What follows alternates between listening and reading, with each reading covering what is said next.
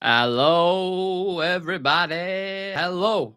Welcome to the official press conference reaction. Unlike other fan channels, we will react live as the boss answers his questions today at 2 o'clock. But we've got 15 minutes beforehand. We can have a little chat about the Wolves game. We have got the preview later on with me, Dan, and Sam from HAG. So make sure you come and join us for that. But obviously, this is just the press conference reaction where we'll kind of get all the information going into this. And it's weird, isn't it? Because we haven't actually had a game this midweek. So it feels like I've been kind of wondering about, I don't know what anyone else has been doing, but I've been wondering about, scratching my head, thinking of things to do. I've been lost.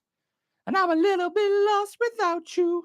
I'm a bloody big mess inside is what I am. I'm a bloody big mess. I don't know what I've been doing without Manchester United not playing midweek. It's just been weekend, and then we're kind of free roam for the rest of the week and see what's what. But yeah, we're here now. We've got a press conference today. Like I said, we've got the preview later on where me, Sam, and Dan will be diving it. Dan, not Dan. He's not Beavers, Dan. Me, Sam, and Dan will be live for the Wolves preview from 6:30 for about half an hour, 40 minutes, and then you can all enjoy your Friday night if you're feeling it. But how are we all feeling ahead of the game? Let me know in the comments section.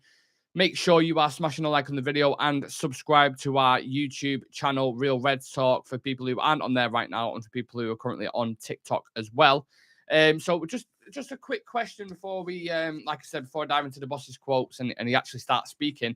Should Luke Shaw start at centre-back against Wolves tomorrow? So if Rafael Varane is fit, should Luke Shaw start alongside Victor Lindelof? Because of the past 3 games, I'd say, who we played the last 3 games? We played Brighton in the FA Cup semi-final, didn't we? Then we played Tottenham, I think it was, and then Brighton again in the league. Is that correct? Correct me if I'm wrong. But if so, you take my point. Lindelof or Linda Shaw, as I like to call them in a minute, them two have been really, really good as a defensive pairing. And it's not actually our defence has been bad the past couple of games. We didn't concede against Brighton in the FA Cup for 120 minutes, and obviously we beat them on penalties. The Tottenham game was a bit iffy because I feel like the midfield completely dropped off in that game and the attackers dropped off as well. And I know they scored 2 goals, but it wasn't necessarily down to a defensive error. And then the 1 goal we conceded against West Ham had absolutely nothing to do with David De Gea. It was literally just a clanger. Well, it had everything to do with David De Gea. I mean, it had nothing to do with the defense. Like, what can the defense do about that? So we keep a clean sheet in most games if it's not for stupid errors that we give away. And likewise for the Sevilla game as well. So I just think if you got your head on you and you're thinking smart and you approach the game in how we should do, you win the game. But look, we've got errors in a lot of players in our squad, and that's something to look at heading into the summer. But yeah, would you start Luke Shaw or would you start Rafael Varane? Let me know. Just a very quick one as well. 10 years ago, by the way, we said goodbye to the GOAT, Sir Alex Ferguson. 10 years, that's how long it's been so far since he did his final walkout at Old Trafford. And think how much has happened since then, since that moment. Like, all the shit that Wood would give us. You've got the Super League. You've got years and years worth of poor recruitment. You've had numerous different managers. We've gone from Fergie to David Moyes to Louis van Gaal to Jose Mourinho to Ole Gunnar Solskjaer to Ralph Ragnick as an interim.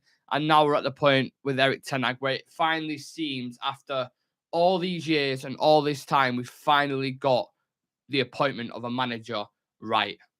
Now the next stage is getting the ownership right. We get that correct.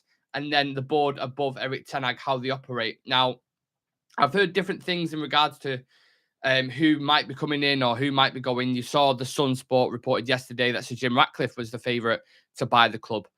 But now you've seen different things. And a day before, the Sun reported that Qatar was favourite. But now we're hearing things as well, personally, that Sir Jim might have won it. And I don't want to, touch on that too much. But you just don't know which way it's going. And I think regardless, if Sir Jim Ratcliffe comes in, he's going to want I think it's Sir Dave Brailsworth, I think his name is, who's kind of like his right-hand football guru kind of geezer who works with him in a lot of his projects. He'll definitely be coming in, and there'll probably be more people. And then I think equally, if Qatar come through the door, they're just going to go hire everybody who's the best in the business, similar to what City did with their model. To be honest, just bring in who's the best in that, who's the best at recruitment, who's the best at doing that. Bring them in. Whether that includes Paul Mitchell or maybe someone else, Martin Edwards, I don't know. I have no idea who it's going to be, but I believe they're going to look at it Because why wouldn't you? If you're anyone who's coming in to buy the club, why would you not look at everything that's run from top to bottom over the past 10 years and be like, right, something's seriously wrong here. Something is seriously wrong. Why has this club been like this for so long? We need to change some stuff. And I know some people have left, and I know some people have gone. And I know there's a lot of credible journalists who are actually saying, well, Richard Arnold's doing a good job. John Murtaugh's doing a good job. These guys are doing a good job. Like Darren Fletcher, for example, nobody knows his job. I think his actual title is a technical director. I think that's his title, but no one knows what he actually does at the club. Sometimes he's in coaching, sometimes he's in board meetings. Like, what does he actually do? So there's a lot of things to specify for Manchester United, whoever it is who takes over. But what's happened in the past 10 years to finally actually get a manager right feels nice for once, because we've just got decision after decision after decision wrong, and then recruitment wrong, and then certain deals, it's just like, honestly, absolute thinger. Do you know what? Some people cannot stand, just block, mate. Do you know when people take time out of the day, they've clearly got nothing on, so they'll comment something like, bro, think he's in a podcast. I'm literally live on YouTube. I'm live on YouTube now. Like, is he stupid? Honestly. Don't think Darren does anything, just sits there for vibes, to be honest. Look, idiot. We've got loads of idiots in the chat today. In a bit, mate. Absolute wombats. Piss off. So, we are going to go live very, very shortly. I think we've got 8 minutes before he does. But I thought it interesting to mention that the past 10 years, we obviously missed the great Sir Alex Ferguson, don't we? What an absolute legend and world-class, and probably the greatest he's ever been. You will never replicate what Sir Alex Ferguson done. But if Ten Hag can replicate, 25% of what he'd done at this club, I think a lot of us would be happy. So, yeah, just give us a sec. I'll sort it out. Hello to everyone. I'm going to drop everyone a follow. Thank you for all the nice comments. Appreciate it. You always get fucking idiots on TikTok, honestly. Some of them just pop on and like, you know what? I'm going to take time out of my day because I'm insecure to comment on somebody else's thing. Mongs, absolute mongs. Anyway. But yeah, let me just quickly touch before he does go live and we start hearing updates about the squad for tomorrow and all the important stuff. Very quickly, there was a thing that came out last night, and it was the Nice interim manager Didier Degarde on Sir Jim Ratcliffe, and he's touching on United. And he said, the boss has made such an investment in Nice that sincerely, if he can give himself the gift of Manchester United, I would be happy for him, because he knows that is something that is close to his heart. Now, the side that's being pushed with Jim Ratcliffe to kind of equal the Qatar absolute financial juggernaut is the fact that he's a local fan. I think he's from Failsworth, 6 kilometers down the road. He had a season ticket, but he had a season ticket at Chelsea. So I don't know how legit that kind of United. Apparently, he was at 99 at the game. So I don't have a clue. But regardless, right, I've looked at his record at Nice and everything he's done. And before he came in, I think Nice finished in the top 4 3 or 4 times, right? And when he came in, the kind of ambition and the quote that was being put out there was, we're going to challenge with PSG at the top for a title. That was the kind of ambition that was put out there. But since he's come in, I think loads of board of directors have moved on. There's been arguments at the top. They've moved on some really, really good managers, like the current manager of PSG now, Christophe Galtier, I think his name is. He moved him on because there was arguments there. The recruitment, they've recruited like old, bit washed Premier League players like Ross Barkley, Pepe from Arsenal. They've got Schmeichel in net, and they've got a couple others as well. But then they've got a few youngsters who actually look quite good, but they're still mid-table. And I think a lot of the Nice fans are unhappy with the progression that they've made since he's taken over. And that's with all due respect, that's a small club like Nice. What's it going to be like? You've got the absolute juggernaut of Manchester United, where every single eyeball on the planet is on you. You've got pressure from all sides coming in. You've got, to be honest, you're taking over the Glazers, so you can't do much worse. You really can't do much worse. You can only do better. So in that light, it's not too bad. But it's a massive, massive ask to take over Manchester United and to do a really, really good job of it. And the guy himself is worth £12 billion, $12 billion, whatever. Is he going to be able to have a sustainable future at United once he's invested money in the stadium, in the training ground, in the women's team and the men's team? Is he going to be able to sustain that for long periods of time with his company Ineos? What's happening with the debt when Ineos, him and Ineos take over? they take it on, but then is that still lingering? Does that still hinder future investments going forward? There's a lot of questions going into it, and there's a lot of noise about Sir Jim Ratcliffe. I'm not lying, coming in and taking over this club. Whether it, I know a lot of people want Qatar, and judging from everything we've seen on socials, the polls we've been putting out, a lot of people seem to want Qatar. It's kind of like 2080, from what we've seen and what we've put out there. So very interesting times. But look, this press conference isn't going to be, well, they might ask him a question about the ownership. They'll probably get knocked back because Ten Hag can be stubborn when he wants to be. But it's going to be about the game against Wolves. So let's just see what he's got to say, and then we can kind of react to that together, to be honest. I'm just going to pull up some quotes for when it starts.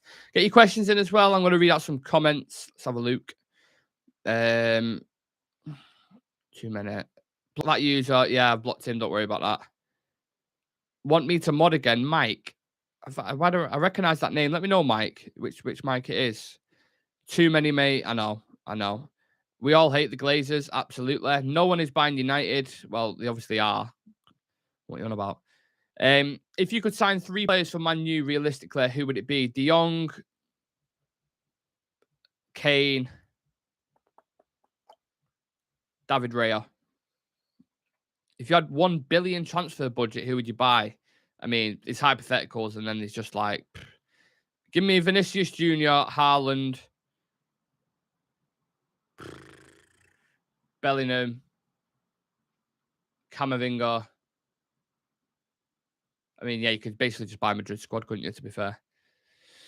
Who's winning the bid, Sir Jim or Qatar? From what I've heard, what I've seen, I think Sir Jim Ratcliffe is going to win it, to be honest. And I've always been, it's going to be Qatar. It's going to be Qatar. Money will talk. But with Sir Jim Ratcliffe offering this option now to keep him in for another few years and make even more money and drain the club dry even more, I think it stinks of Sir Jim winning that now.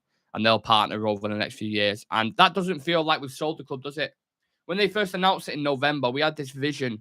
Well, I had this vision as a United fan as to where this club will be in 6 months' time if someone competent with financial backing takes over. People can argue whether that's Qatar or not. That's absolutely fine.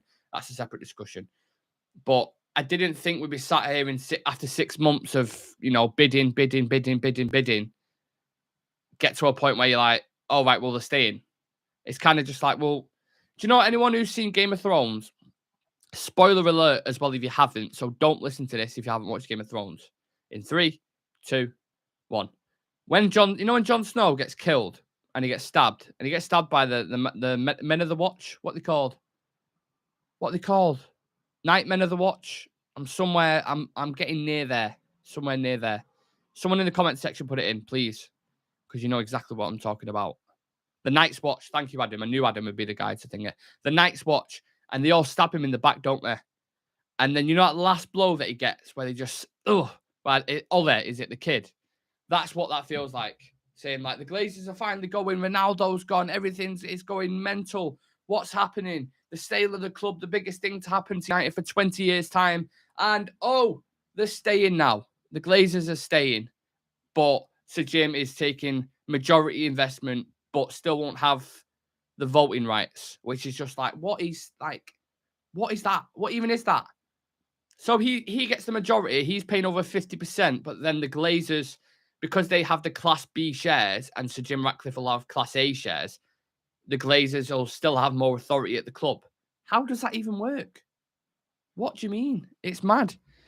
The truth about Sir Jim is we loved this offer 1 year ago and would bite your hand off for it. The temptation of Qatar has factored in and it has made fans think about it. Who can take us to that next level, improve the facilities, improve the stadium, and also compete at the top? And Qatar will do all of that. We don't even know for certain if they'll go in a couple of years. It's just word of mouth. It's always been full sale, or it's not the sale. The parasites need to go. I tend to agree with that as well. Brandon's in the chat. Big up to Brandon. Make sure you smash a like on the video if you haven't already, guys. Ten Hag is live right now. So I'm going to get some quotes from there and see what is going on. So let's have a look, shall we? And see what's what. I think Varane, mentioning something about Varane. So Raphael Varane is back from injury and available to face Wolves tomorrow, but Marcus Rashford is a doubt. Oh, shit. Rashford is doubtful. He has a problem, an injury on his leg. He's a big question mark, more than doubtful, a big question mark. Oh my God. What is this? That is not what I expected, and that is not what I expected to hear. Marcus Rashford is a doubt, and he's got a big injury, apparently. How has this happened? Holy shit. Holy shit. So Rafael Varane has been passed fit to return to the Manchester United squad for the first time in a month against Wolves on Saturday, but Marcus Rashford is a major doubt with a leg injury. They've not specified what injury it is or how he's done it. Hopefully some other journalists asked him a question on that, but that's not good. That's like a punch in the face and a kick in the balls. Ugh, that's not great. Rashford, our top... Marcus Rashford, a guy who's got 40% of our goals. We are struggling to score at the minute, and he's injured. Oh, my God. That is absolutely horrendous. I'm absolutely gutted with that. Like, that is a big, big blow for us. Wolves, think about the Wolves games anyway. Wolves are so hard to play against. Like, they make it difficult. And who was it who stepped up last time? It's literally on the thumbnail. Who was it who stepped up last time to score? It was Rashford, out of nothing. And that's the difference between 3 points sometimes and getting a point. Huge news. Huge news. I really want to find out what's happened to Rashford. Ten Hag was speaking about De Gea as well. He said, after his mistake against West Ham, we can't ignore it, but individual mistakes are part of football. Sometimes it's happening. It shouldn't happen. When you are in the right focus, it will not happen. That is part of the reset of this week. So a couple of the players have taken a break off. I think it's the first time we've had a week off or part of a week off since December, I believe. So that would have been nice for the players, regain focus, get a bit of energy in your legs. But yeah, that De Gea mistake just can't be. You can't excuse it. I don't care what anyone says. You can give as many political answers as you want with that. But that De Gea mistake, this guy, I was looking, since he's been at United, he's made 17 individual errors leading to a goal as a goalkeeper. 17. He's in the top 10 of all time with your Begoviches and your Llorises and all them kind of guys. The guy's error prone. Mega error prone. Adam saying, I'm convinced players are aware their futures are in doubt and they potentially could drop tools and leave top 4, so they're guaranteed to stay. Week off and we have injuries, the mind boggles. I know, mental, innit? Sydney Malenga saying, any update for Manchester United selling? It seems like Sir Jim Ratcliffe is leading the race at the minute. We're keeping the Glazers on. We'll have more on that a little bit later on when we do the live preview from 6:30. But it seems like Sir Jim is the favourite as it stands. But a horse race, you can always kind of change, can't it? Someone made a 20-minute montage of mistakes by De Gea. Again, doesn't surprise me. You could probably stretch it to half an hour if you look hard enough. So yeah, that's the big talking point in a minute. There's a few more quotes coming out, but Marcus Rashford is injured. He's got a leg injury and could be a doubt. I'll get into all your comments on TikTok in a second. I mean, the one point to make is Garnacho's back, innit? I know he's not Marcus Rashford.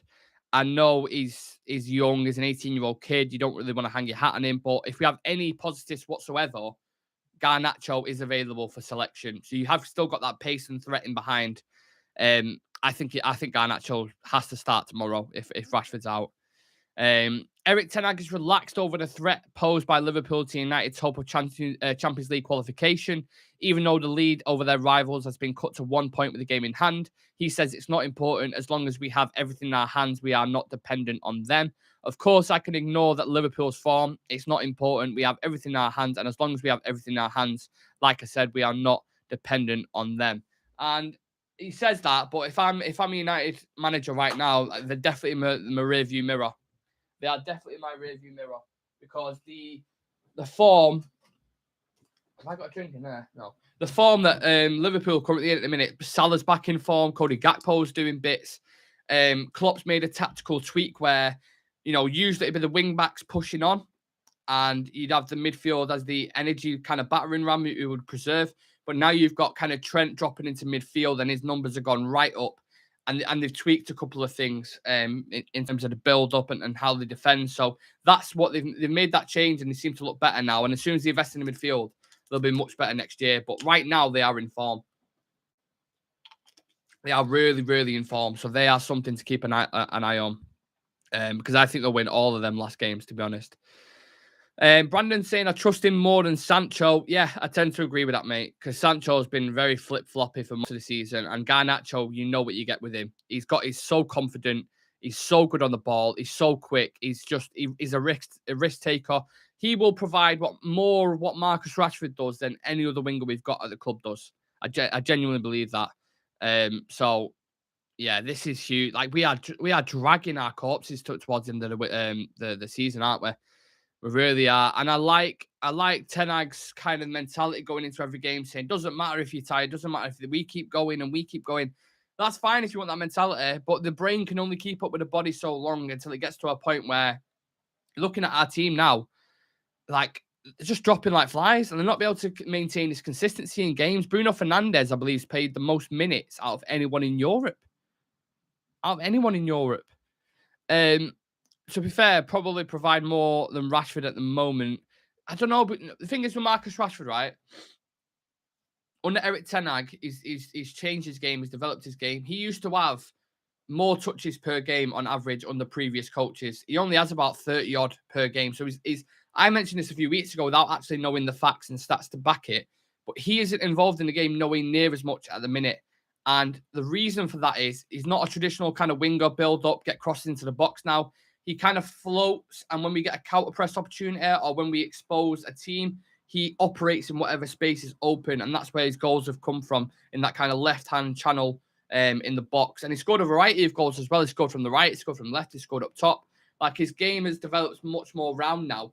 But one criticism of him was he wasn't really involved in the play much, but he would always get the goal. Now he's not getting the goal. It's like, well, it's a bit of a ghost, to be honest. But I don't think it's been too bad the past couple of weeks. It's been okay. We've just not been getting the goals. We've had so many chances in games where we've just not put them away. Ten Hag got asked about De Gea's mistake again and Luke Shaw's handball versus West Ham. He said we can't ignore it. Individual mistakes, and in the Brighton game, he makes a big mistake. It shouldn't happen when you are in the right focus. It will not happen. But I've already touched on that, to be fair. I don't know why he's kind of repeated that quote, but it's just kind of reassuring. You know what Erik Ten Hag's like. Yeah, I'm a bit gutted about Rashford. Let's have a look at some comments and then we'll read a few more quotes out because I missed loads, absolutely loads on here. Sorry, guys, 1 second. There's so many comments in the TikTok. We want them all out. Hashtag hate the Glazers. Ratcliffe jumping into bed with the Glazers. Is he an enemy of the fans? De Gea in or out? I'd sell him. When are they selling Manchester United? But I'm guessing I'm going to hear something over the weekend. I'm hoping we are anyway. And my inkling is it's probably going to be Sir Jim Ratcliffe. So take that as you will. Rashi is a moments player stat man, but I'd rather have him than not. Garnacho and Palestra should definitely be playing more. They actually run at defenders. Again, I agree with that. A lot of smart people in the comments. Wish Anthony would run at full backside. Garnacho does. Jay McGrogan.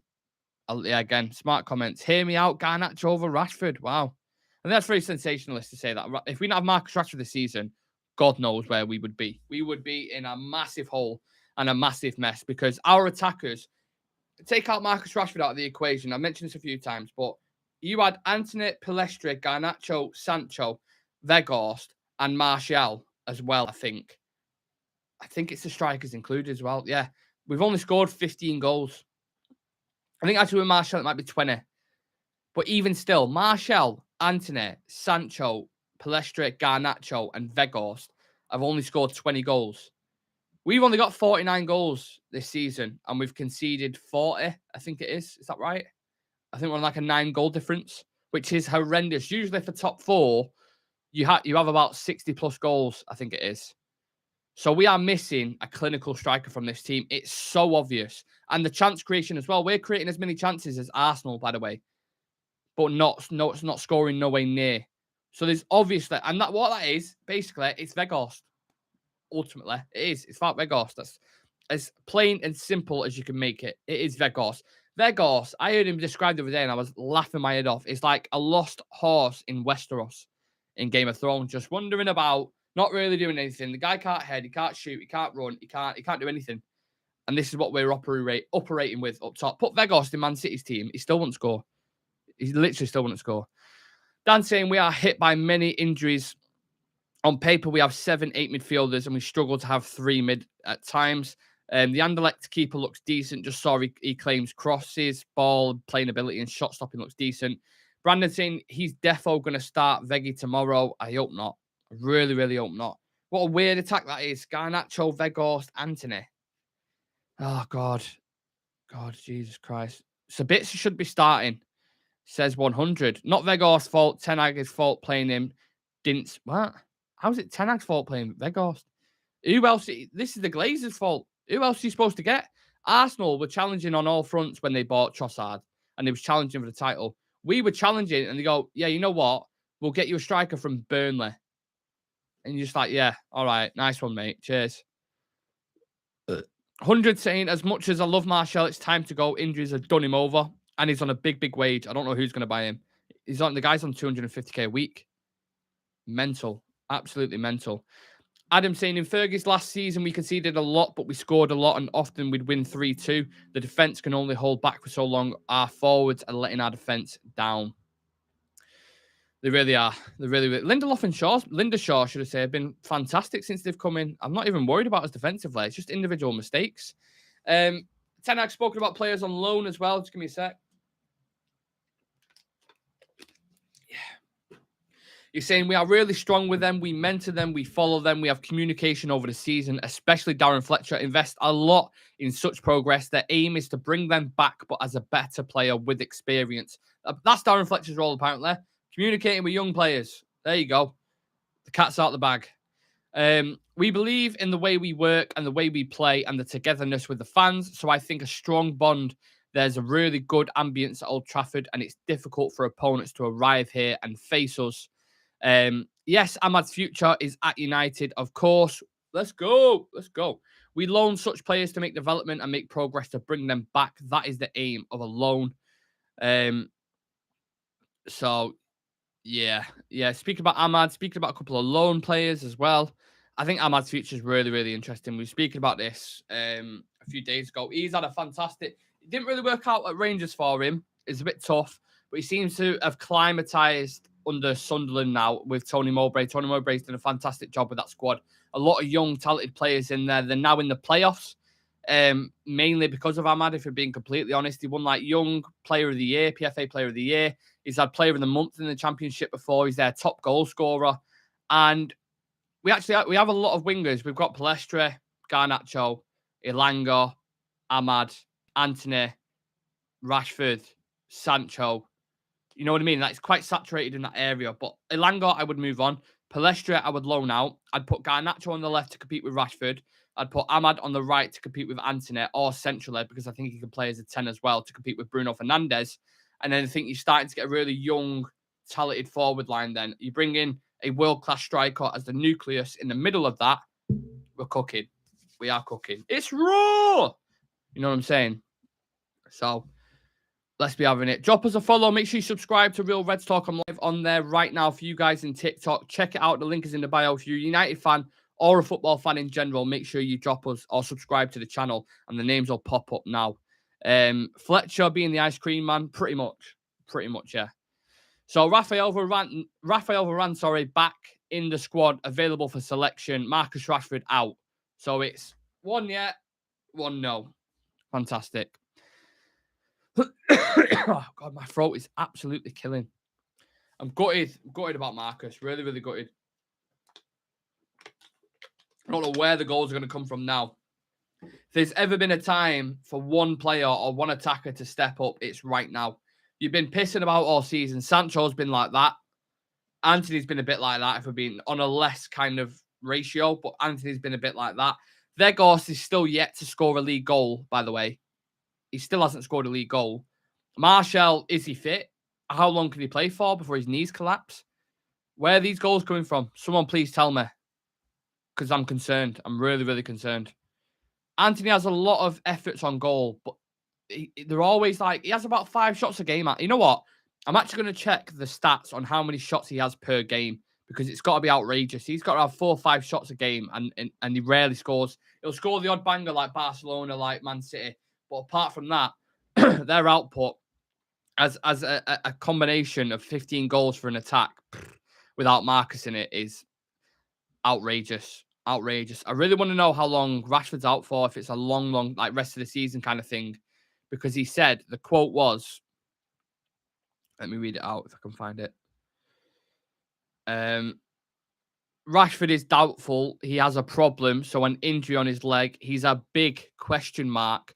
More than doubtful, a big question mark. That is absolutely devastating. Devastating. UKPF, Rashford should move to striker. Well, he's going to struggle doing that if he's if he's injured. Daniel Raj saying, at the moment, I would pick Rashi as striker if Martial isn't available. But yeah, Rashford's not available, is he? So you've not got Rashford available. You've not got Martial available. I don't think he is. I'm not sure, but you just don't know with it. So it's Weghorst. It is. That's how it's going to be. Weghorst, Garnacho, and Antony as an attack. A Garnacho who's only just coming back from injury. A Weghorst who's very limited, as we know. And Antony, again, you never know what you're going to get from him. So, yeah, I don't feel the best about that, to be honest. Some people are putting predictions in already. Lee Dixon says Wolves 2-1. Bournemouth are only staying up, mate, because other teams got out to play for. Bournemouth for Butlands FC. Haven FC. Solanke Billing have a field day against your defenders. Oh, we've got a Bournemouth fan in, apparently. There is a Bournemouth fan. They exist. How mad is that? I'd take Mitrovic from Wolves. He's 100. He's not good there, but I agree with you. He needs to move to striker. I'm not a United fan, but I'd never take Rashford over Martinelli. We're entitled to your opinions. Yeah, a lot of people saying play Rashford as striker, but the guy can't play. He's injured. He's out. He's got a massive injury and might be out until the end of the season. Judging from, I'm just taking the quotes at face value, but if he's saying big, he's emphasizing big question mark over this player, then that's it, innit? That is it, to be honest. I hear in the news Varane's return is like, oh, happy days. But in reality, it was already all right defensively, weren't we? It's nice to have him back, but we was doing all right. We was doing okay. So if anything, we're worse off, I think, with Rashford out and Varane back in. My personal opinion. I know that sounds weird, but I genuinely believe that. Wolves, if we get the Wolves that played against Brighton and got absolutely battered 6-0, we'll be absolutely fine. But sometimes they can put Wolves, whenever we play them, it's not a Molyneux. To me, if this game was away tomorrow, I think we're really, really going to have a tough time, to be honest. He got asked about having a free midweek. He said we needed it. We got some energy back. I saw a lot of energy and joy on the pitch. We've been able to work on some details, so that'll be nice to see some maybe tactical work. To see what they've been working on. I think they'll look refreshed when they come back. I do. Because like I said, last time they had a break like this was December, wasn't it? So he said, any nerves? Someone asked, any nerves among the players? He says, no, we are convinced by what we are doing. We have a lot of success, winning a lot of games. Instructions are clear, but we have to execute them. When we do that, we are successful. It's when, though. That's the big talking point. When we decide to execute them plans. Makes it impossible when you have keepers who are making mistakes like they are. You have centre-backs who's supposed to be a captain who you bought for £80 million who are putting in absolute clangers. Or when your midfield decides to play on 20% battery, Christian Eriksen. Casemiro hasn't been himself of late. Bruno Fernandes can dip in and out of games sometimes, even though he got player of the month. Antony can dip in and out. Too many inconsistencies from too many players. If you want to win things, you need consistency every single game. Every single game. Brian Casey saying, afternoon, Nick, bit late, got caught up in a meeting. What did I miss? What did you miss, Brian? Wow. Rafael Varane is back. There's your good news. I'll hit you with the good news first. The bad news is Marcus Rashford has a big injury and is a doubt for the game tomorrow. And is a doubt maybe for the rest of the season as well. A big question mark over Rashford. So, very bad news. He was speaking about Ahmad. He said he definitely has a future at United. And said the loan players that are currently out on loan now have had strong spells. De Gea's future mistakes, he said they can happen in games, but they shouldn't happen. And he said the same thing about Luke Shaw's handball, essentially. UK PS says, no, I mean the future. He'd be better in that position. Yeah, I've been pushing for Marcus to start as a striker more. I don't think he needs to play there permanently. But if we bring in a Harry Kane and we sell Martial, when Harry Kane's out, Marcus Rashford can always do a job there if we need him to, and then you can just put Garnacho on the left or whoever it is. Maybe Sancho's improved his form by then. So, info saying I'd like to see Anthony run at people more rather than turn back. That's been a massive criticism in it of Anthony, which is why I'm saying he is like a roller coaster. Life is a roller coaster. You just gotta ride it. Sorry. Rashford was one to dig us out of the hole last time out versus Wolves. Yep, big goal, won it. And he showed his physicality in that as well. He got into a certain position, shrugged them off, and banged. That was a horrible game, that. It always is against Wolves. Wolves is basically West Ham, really. Like, they're horrible to play against. I mean, never scored loads of goals against Wolves. I think our biggest scoreline against was like 2-1 or something. So, yeah, frustrating times. Rashford going to Madrid, heard it hit first. Not a chance. Not a chance. Would you rather Arsenal or City win the league? I'd rather City win the league than Arsenal. Can't, honestly, I would. You will never hear the end of it. City have already won a league the past couple of years. If Arsenal win it, you're going to hear about that for the next 100 years. Do you remember that time we won a league? Like, get over yourselves. Get Amad Diallo back from his loan. I wish we could recall him back. I really, really wish, but we can't until the season's officially over because of the loan spell. But yeah, just reading. I think that's most of the big quotes coming out from the press conference, to be honest with you. So yeah, the main talking points: Marcus Rashford. For anyone just tuning in now, big injury. Rafael Varane is back, so that's a positive with a negative, however you want to look at it. We've had a nice rest over the week. We've worked on some things tactically, so hopefully we see some new stuff against Wolves, and we will have the live preview later on about 6:30. Me, Sam, and Dan will be live, so we'll have more information on the ownership, more information on the Rashford injury, whether Martial's available or not, who's going to be starting on the left, all the interesting variables in this game are going to be discussed on that preview. So make sure you all come and join us at 6:30 on Real Reds Talk on this channel, and make sure you smash the like on the video and subscribe as well. People saying we want Ratcliffe. Your top 4 dreams are fading. We're coming for you. Just tell me about it, mate. Big 3 points. We all know this is such a huge game tomorrow, by the way. Huge game. Can't be understated because I think we've got Wolves next. Is that right? And then we've got Bournemouth away. You don't win Wolves at home. That Bournemouth away one, and we know what our away form's like, becomes basically top 4 or not, because Liverpool are going to win all theirs the way they're playing at the minute. I'm not clear on Martial. Is he out or not? There's a question mark over him. I don't know myself. I don't know. So that's as much as I can tell you.